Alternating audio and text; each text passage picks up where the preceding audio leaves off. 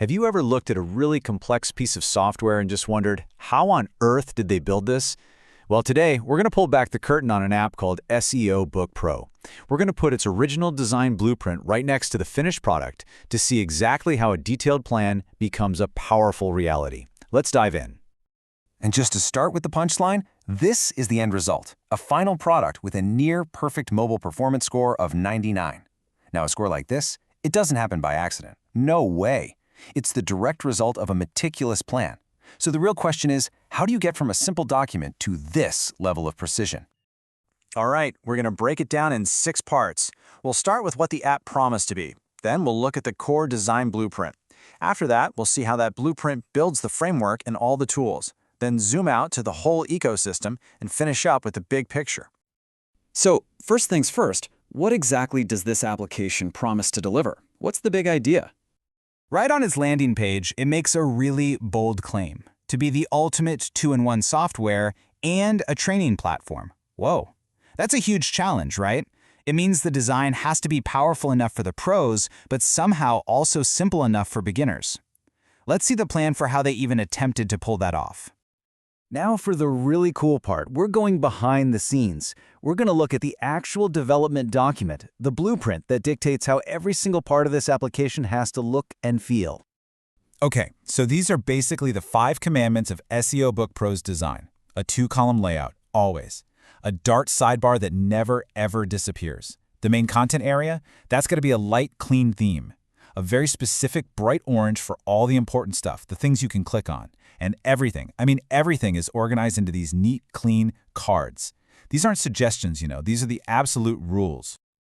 So the big question is, do those rules actually translate into a real interface that you can use? Let's take a look at how this blueprint builds the application's main framework.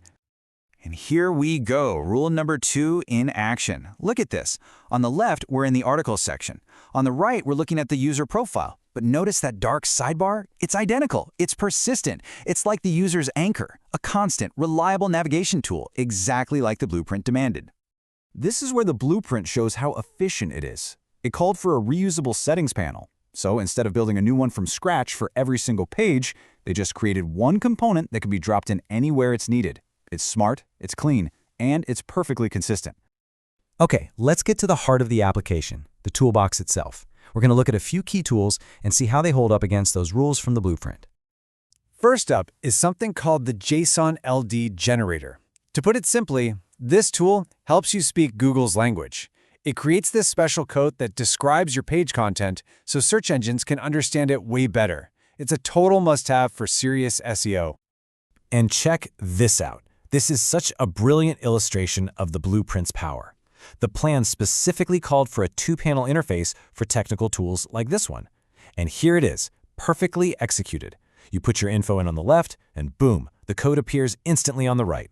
Form follows function, just like they planned.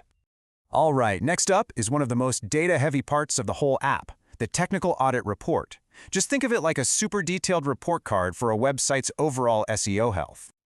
But before we see the full report, let's just focus on the single most important number it produces, the overall score. In this case, it's a very respectable 92.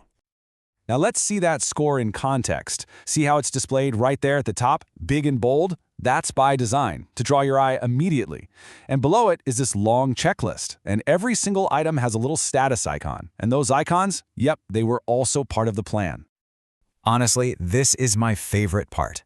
The blueprint literally spelled it out. Use a green check mark for pass, a red X for fail, and an orange triangle for a warning.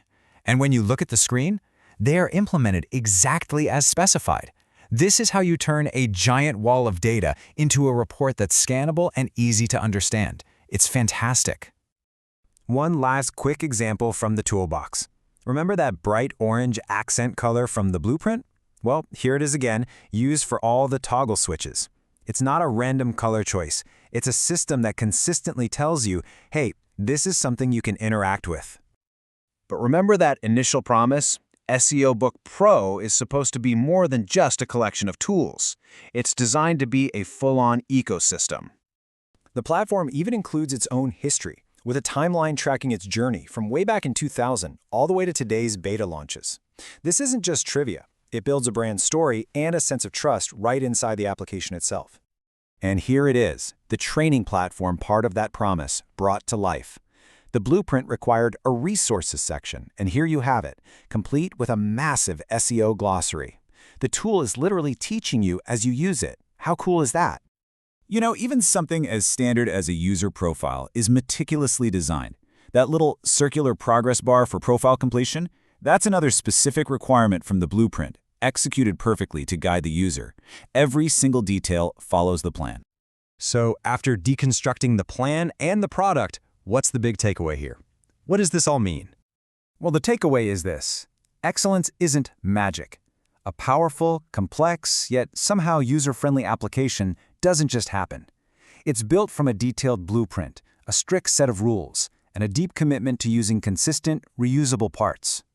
And that leaves us with a final question to think about.